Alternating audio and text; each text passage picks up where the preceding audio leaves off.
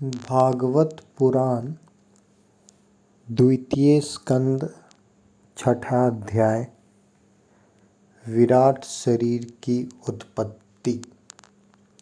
भागवत पुराण द्वितीय स्कंद छठा अध्याय विराट शरीर की उत्पत्ति। श्री मैत्रेय ऋषि ने कहा, सर्वशक्तिमान भगवान ने जब देखा कि आपस में संगठित न होने के कारण ये मेरी महत्तत्व आदि शक्तियाँ विश्व रचना के कार्य में असमर्थ हो रही हैं, तब वे काल शक्ति को स्वीकार करके एक साथ ही महत्तत्व, अहंकार, पंचभूत, पंच तन्मात्रा और मन सहित 11 इंद्रियां इन 23 तत्वों के समुदाय में प्रविष्ट हो गए।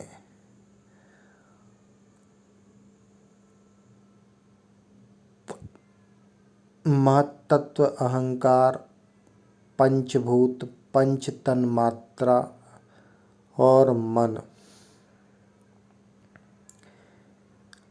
सहित 11 इंद्रियां इन 23 तत्वों के समुदाय में प्रविष्ट हो गए।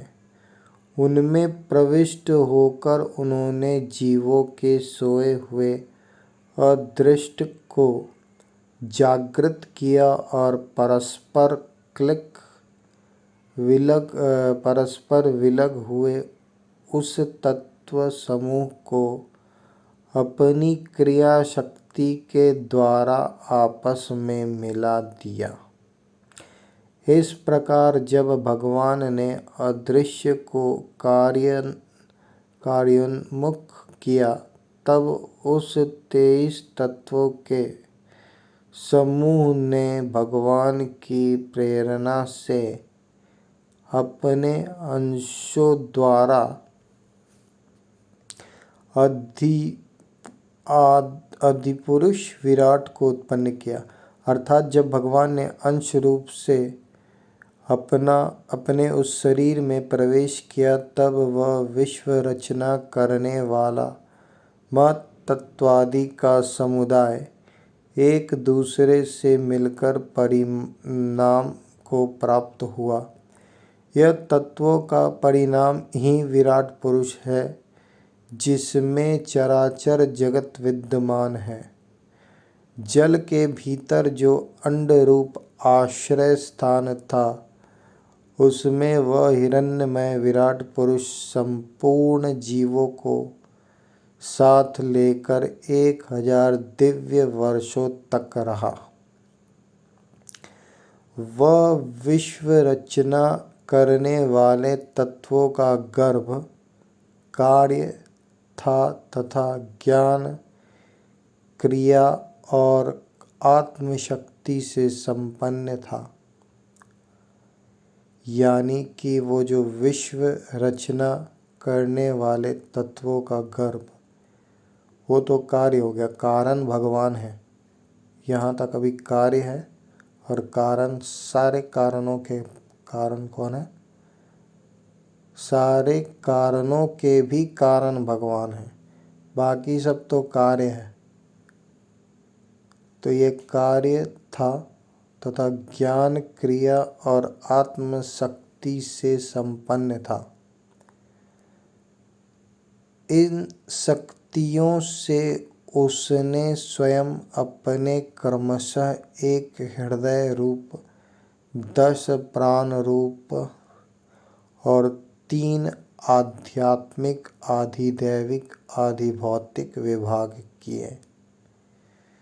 यह विराट पुरुष ही प्रथम जीव होने के कारण समस्त जीवों का आत्मा, जीव रूप होने के कारण परमात्मा का अंश और प्रथम अभिव्यक्त होने के कारण भगवान का आदि अवतार है। यह संपूर्ण भूत समुदाय इसी में प्रकाशित होता है। यह अध्यात्म अधिभूत और अधिदैव रूप से 3 प्रकार का, प्राण रूप से 10 प्रकार का और हृदय रूप से 1 प्रकार का है। 10 इंद्रियों सहित मन अध्यात्म है,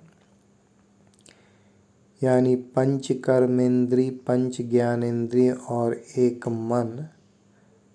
ये इंद्रियां जो 11 हैं, इनका पर्यायवाची शब्द यानी इन 11 को मिला करके कहा जाता है अध्यात्म।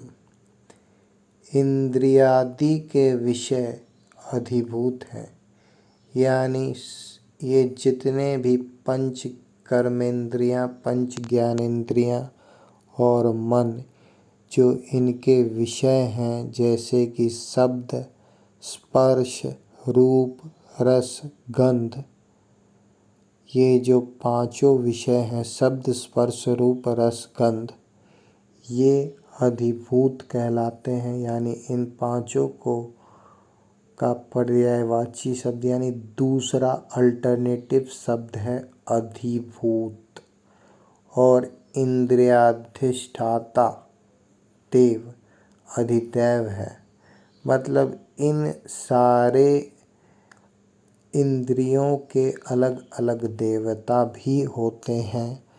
जैसे कि आँख के अलग देवता, कान के अंदर जो इंद्रिय है, कान नहीं, कान के अंदर जो इंद्रिय है, कान नहीं, कान तो केवल आपका इंद्रिय गोलक है, आँख गोलक है।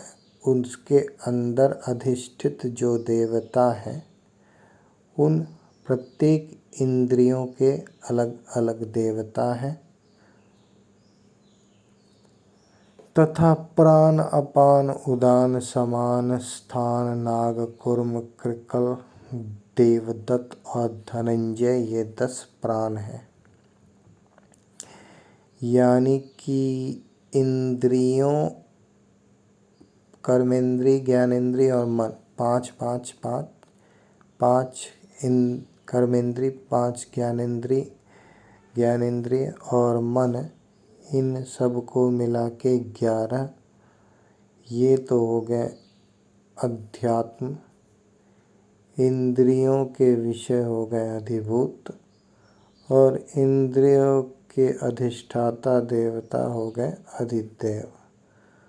और इसके अलावा 10 प्राण हैं, जो कि प्राण, अपान, उदान, समान, स्थान, नाग, कूर्म, कृकल, देवदत्त और धनंजय, ये अलग अलग प्राण के नाम दिए गए हैं।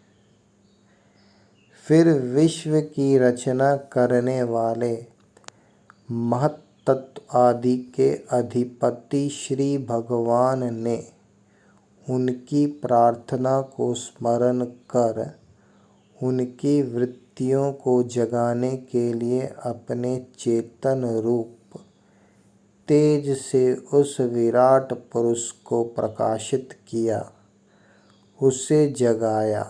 उसके जागृत होते ही देवताओं के लिए कितने स्थान प्रकट हुए, यह मैं बतलाता हूँ, सुनो। विराट पुरुष के पहले मुख प्रकट हुआ, उसमें लोकपाल अग्नि अपने अंश वागिंद्रिय के समेत प्रविष्ट हो गए। यानी कि जो आपका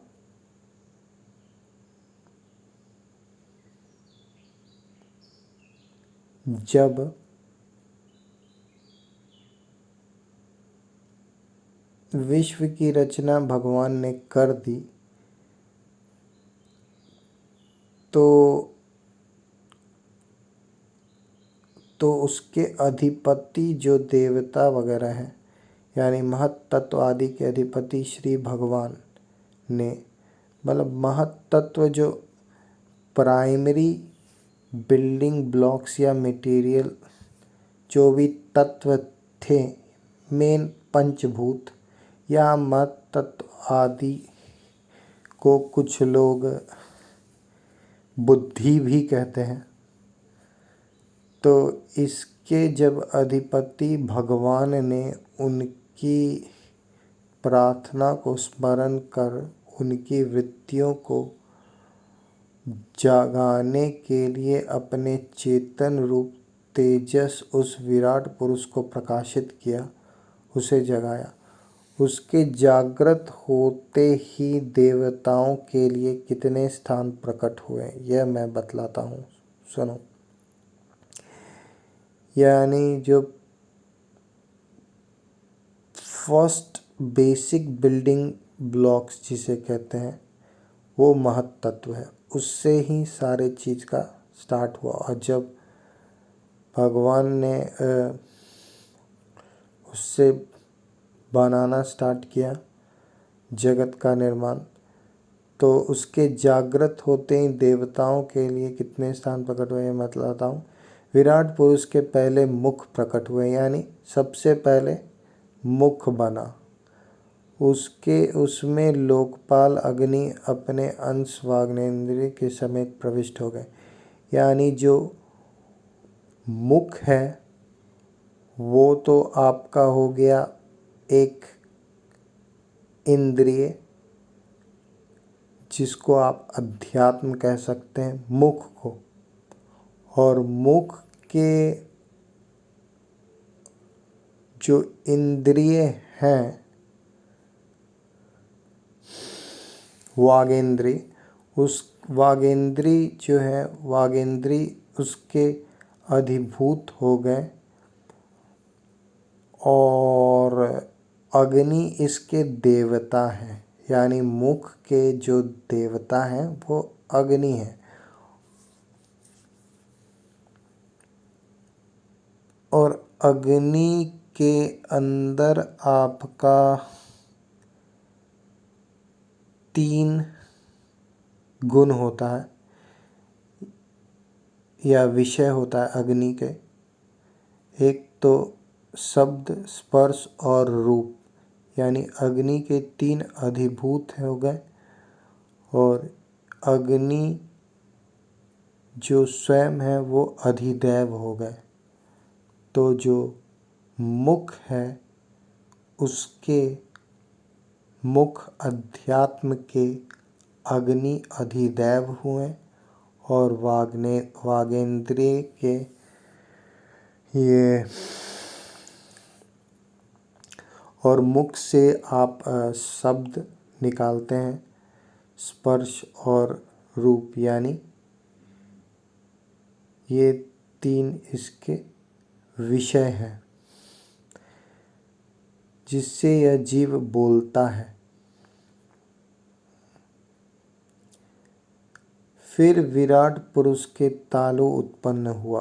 तालु एक अलग इंद्रिय है, उसके लोकपाल वरुण है, यानी अधिदैव जो हुए वो वरुण देवता है। अपने अंश रस इंद्रिय के सहित स्थित हुआ, यानी कि आपके वरुण देवता के अंश रसेंद्रिय सहित स्थित हुआ, जिससे जीव रस ग्रहण करता है। यानी आपका जो दूसरा इंद्रिय गोलक है जिसे हम तालु कहते हैं या आप जिह्वा भी कह सकते हैं, उसके जो अधिष्ठाता देवता हैं, अधिदैव हैं, वो वरुण देव हैं और उसके इंद्रिय हो गए रस इंद्रिय। तो रस तो तालु अर्थात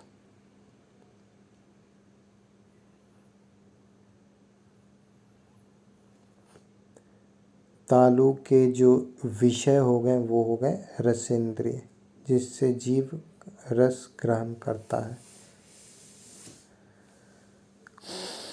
इसके पश्चात उस विराट पुरुष के नथुने प्रकट हुए, यानी नाक।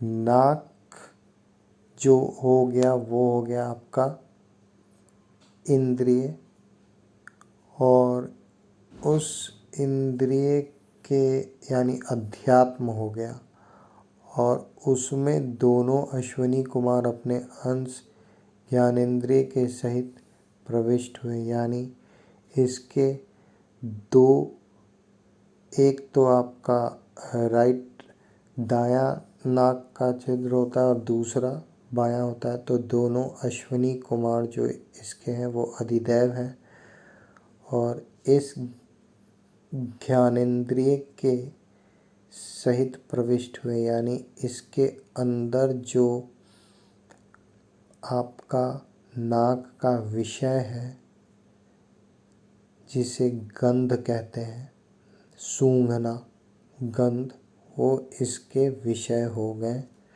जिससे जीव गंध ग्रहण करता है।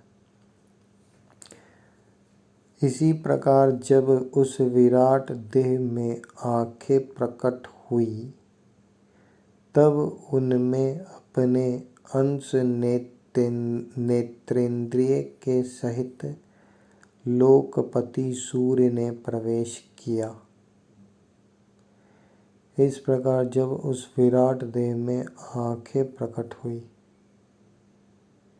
तब उनमें अपने अंश नेत्रेंद्रिय के सहित लोकपति सूर्य ने प्रवेश किया। जिस नेत्रेंद्रिय से पुरुष को विविध रूपों का ज्ञान होता है, यानी जो आपका आँख है वो एक इंद्रिय हो गया,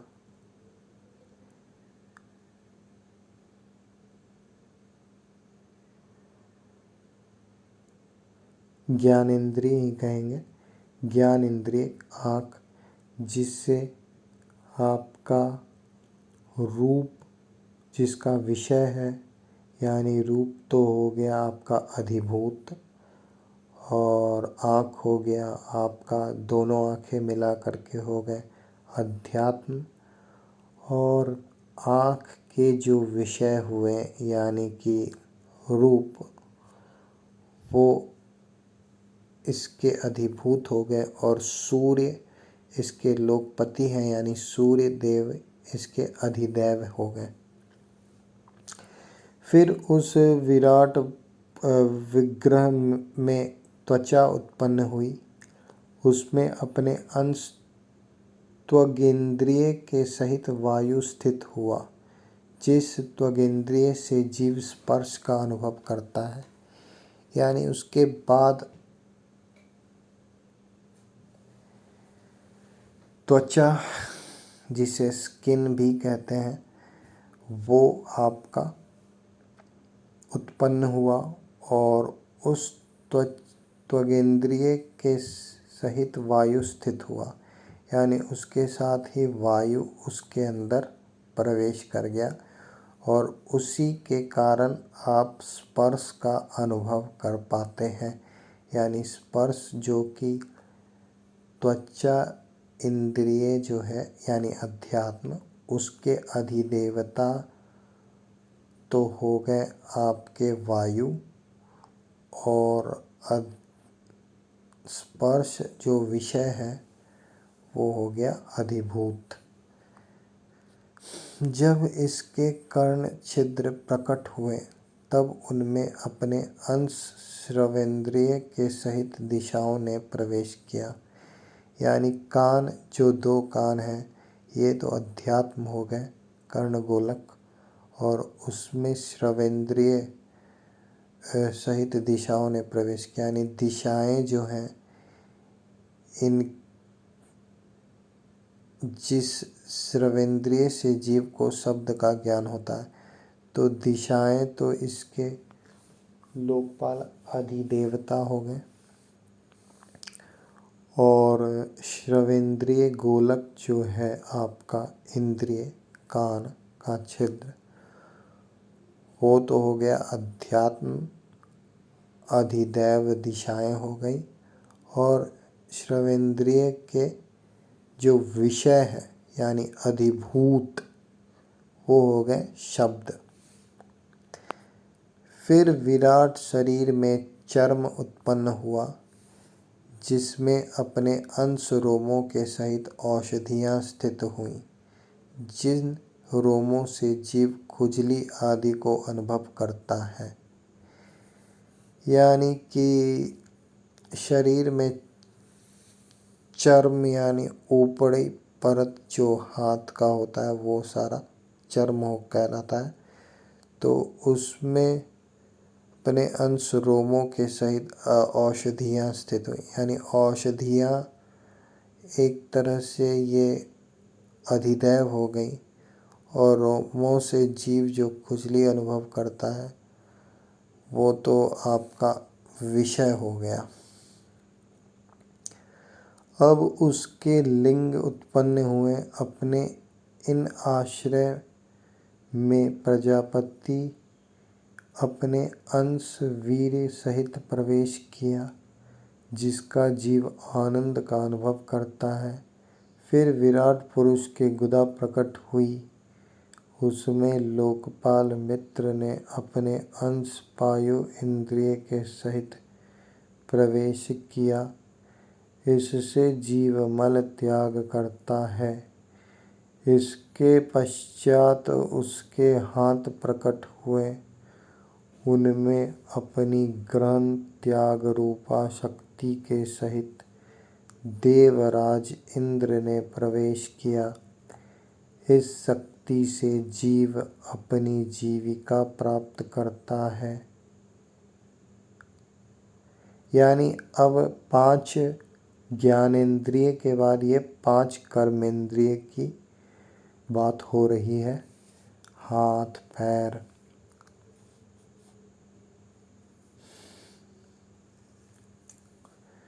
तो यहाँ पे आपका बताया जा रहा है कि जो हाथ है वो तो आपका कर्मेंद्रिय है यानी अध्यात्म, लेकिन उसके अधिष्ठाता देवता इंद्र हैं।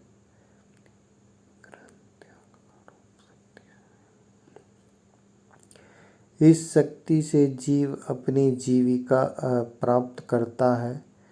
जब इसके चरण उत्पन्न हुए तब उनमें अपनी शक्ति गति के सहित लोकेश्वर विष्णु ने प्रवेश किया। यानी जो पैर है, हाथ के तो देवता हो गए अधिदेव इंद्र, लेकिन जो पैर है कर्मेंद्री, उसके अधिदेव विष्णु भगवान है और अधिदेव विष्णु है। और इसमें जो शक्ति है वो गति कहलाती है, पैर की शक्ति गति के सहित। तो इस गति शक्ति द्वारा जीव अपने गंतव्य स्थान पर पहुंचता है। फिर इसके बुद्धि उत्पन्न हुई। अपने इस स्थान में अपने अंश बुद्धि शक्ति के साथ वाक्पति ब्रह्मा ने प्रवेश किया। यानी जो इसकी बुद्धि है, फिर इसकी बुद्धि उत्पन्न हुई। यानी जो इसमें बुद्धि है उसके तो देवता हैं ब्रह्मा जी अधिदेव, और इस स्थान में अपने अंश बुद्धि शक्ति के साथ वाक्पति ब्रह्मा ने प्रवेश किया। इस बुद्धि शक्ति से जीव ज्ञातव्य विषयों को जान सकता है।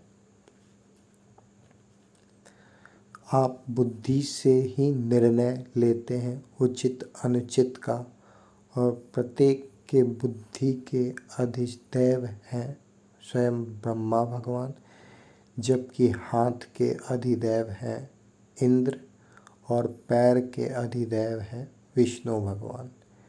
जिससे इंसान गति के सहित जहाँ जाना रहता है गंतव्य स्थान पर पहुँच जाता है। फिर इसमें हृदय प्रकट हुआ, उसमें अपने अंश मन के सहित चंद्रमा स्थित हुए। फिर इसमें हृदय प्रकट हुआ, उसमें अपने अंश मन के सहित चंद्रमा स्थित हुआ। यानी हृदय जो है उसके अधिदैव चंद्रमा है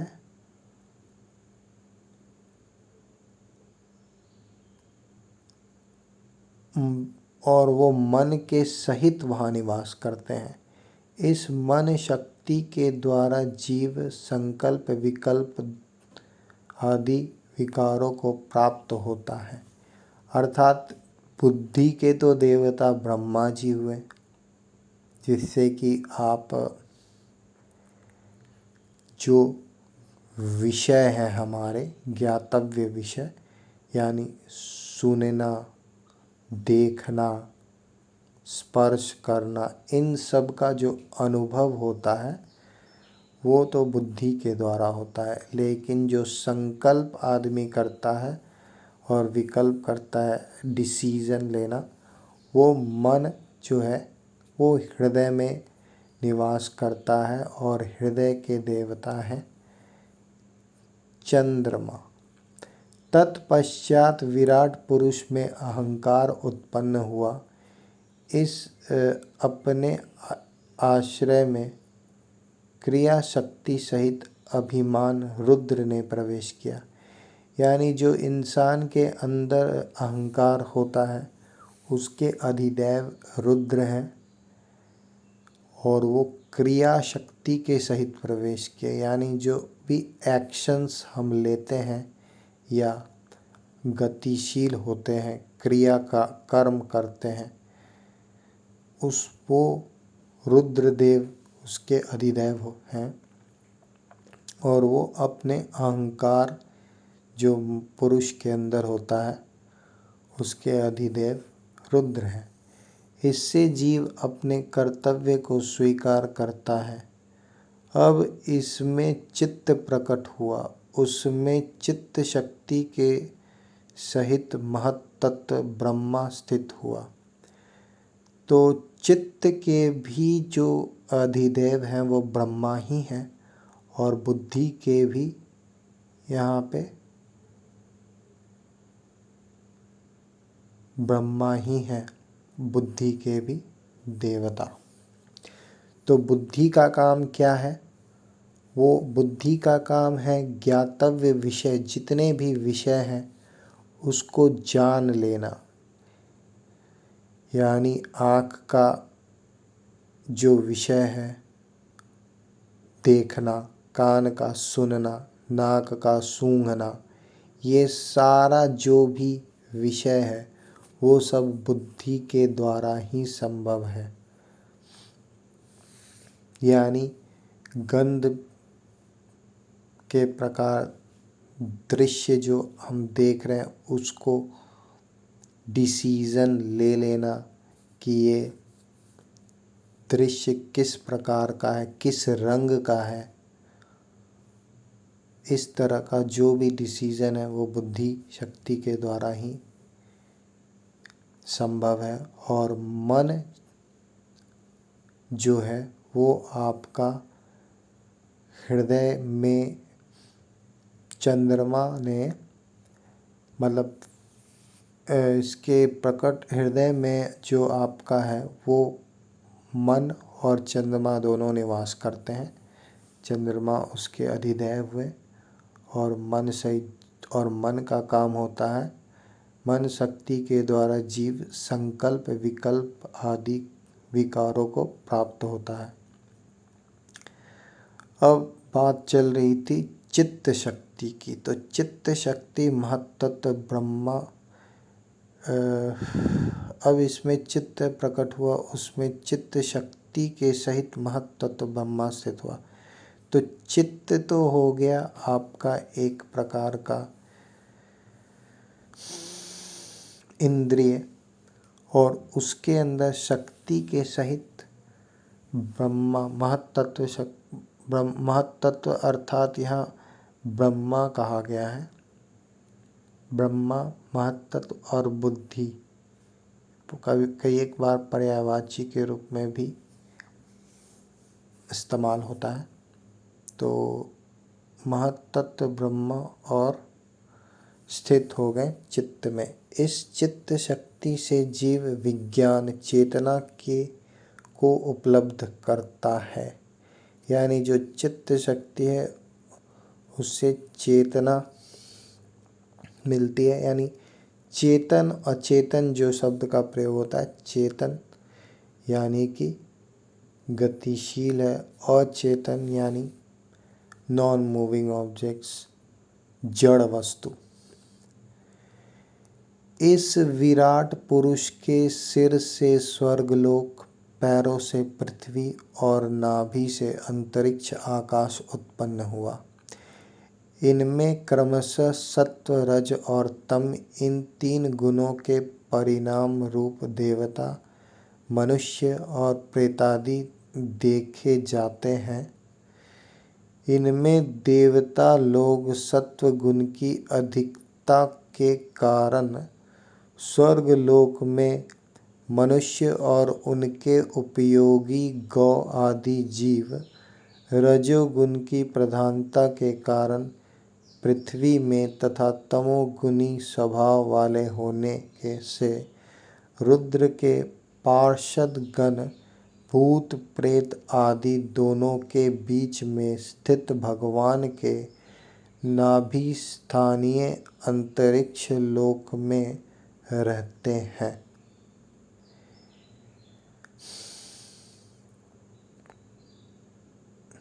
यानी प्रेत वगैरह भी होते हैं। देवता के तो नाम आप जान गए, मनुष्य तो इस धरती पर हैं ही।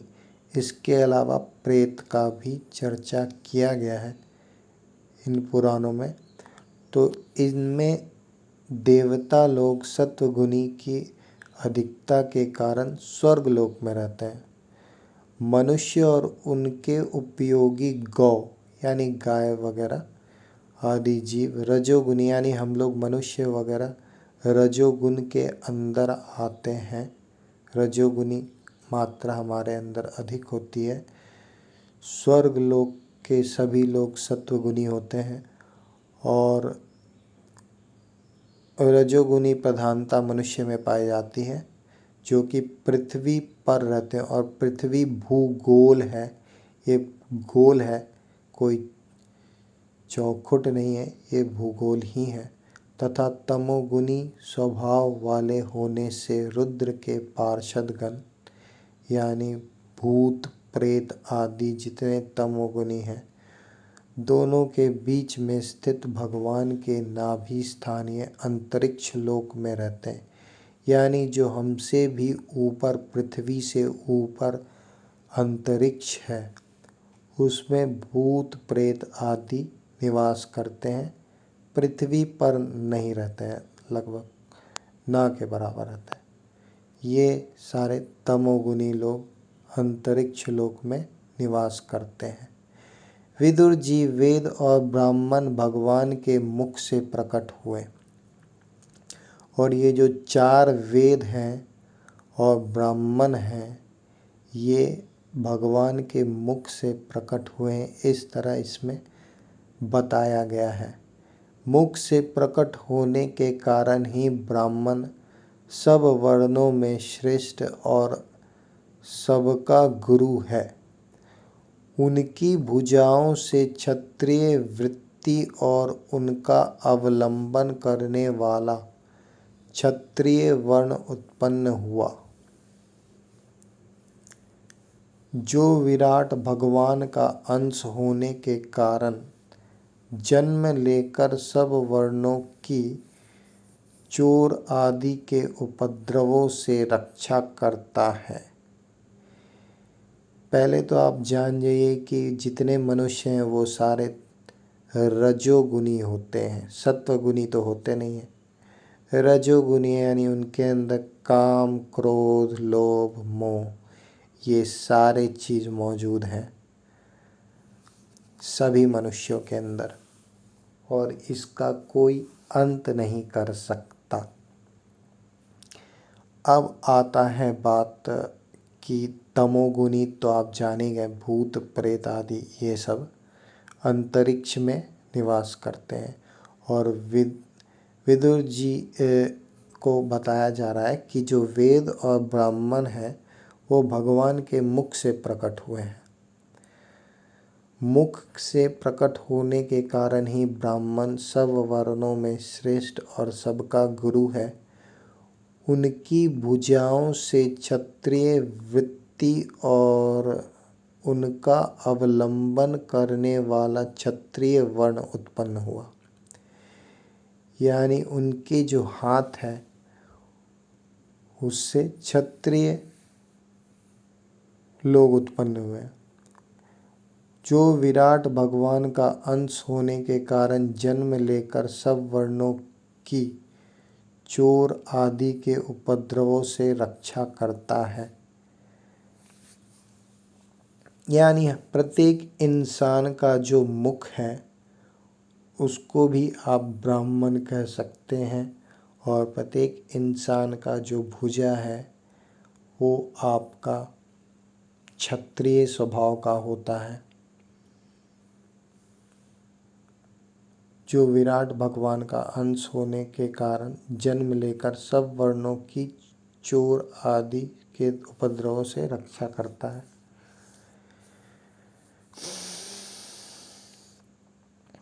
भगवान की दोनों जांघों से सब लोगों का निर्वाह करने वाली वैश्य वृत्ति उत्पन्न हुई, और उन्हीं से वैश्य वर्ण का भी प्रादुर्भाव हुआ। यह वर्ण अपनी वृत्ति से सब जीवों की जीविका चलाता है। फिर सब धर्मों की सिद्धि के लिए भगवान के चरणों से सेवा वृत्ति प्रकट हुई, और उन्हीं से पहले पहल उस वृत्ति का अधिकारी शूद्र वर्ण भी प्रकट हुआ, जिनकी वृत्ति से ही श्री हरि प्रसन्न हो जाते हैं। यानी कि सब धर्मों की सिद्धि के लिए भगवान के चरणों से सेवा वृत्ति प्रकट हुई, और उन्हीं से पहले पहल उस वृत्ति का अधिकारी शूद्र वर्ण भी प्रकट हुआ, जिसकी वृत्ति से ही श्री हरि प्रसन्न हो जाते हैं। ये चारों वर्ण अपनी अपनी वृत्तियों के सहित जिनसे उत्पन्न हुए हैं, उन अपने गुरु श्री हरि का अपने अपने धर्मों से चित्त शक्ति के लिए श्रद्धापूर्वक पूजन करते हैं। विदुर जी, यह विराट पुरुष काल कर्म और स्वभाव शक्ति से युक्त भगवान की योग माया के प्रभाव को प्रकट करने वाला है। इसके स्वरूप का पूरा वर्णन करने का कौन साहस कर सकता है। तथापि प्यारे विदुर जी, अन्य व्यवहारिक चर्चाओं से अपवित्र हुई अपनी वाणी को पवित्र करने के लिए जैसी मेरी बुद्धि है और जैसा मैंने गुरु मुख से सुना है, वैसा श्री हरि का सुयश वर्णन करता हूँ। महापुरुषों का मत है कि पुण्य श्लोक शिरोमणि श्री हरि के गुणों का गान करना ही मनुष्यों की वाणी का तथा विद्वानों के मुख से भगवत कथामृत का पान करना ही उनके कानों का सबसे बड़ा लाभ है। वत्स हम ही नहीं, आदि कवि श्री ब्रह्मा जी ने 1000 दिव्य वर्षों तक अपनी योग परिपक्व बुद्धि से विचार किया, तो भी क्या वे भगवान की अमित महिमा का पार पा सके। अतः भगवान की माया बड़े बड़े माया मानवियों को भी मोहित कर देने वाली है। उसकी चक्कर में डालने वाली चाल अनंत है, अतएव स्वयं भगवान भी उसकी थाह नहीं लगा सकते। फिर दूसरों की तो बात ही क्या है। जहाँ ना पहुँचकर मन के सहित वाणी भी लौट आती है, तथा जिनका पार पाने में अहंकार के अभिमानी रुद्र तथा अन्य इंद्रियाधिष्ठाता देवता भी समर्थ नहीं हैं, उन श्री भगवान को हम नमस्कार करते हैं। इस प्रकार भागवत पुराण का छठा अध्याय दूसरा स्कंद समाप्त होता है।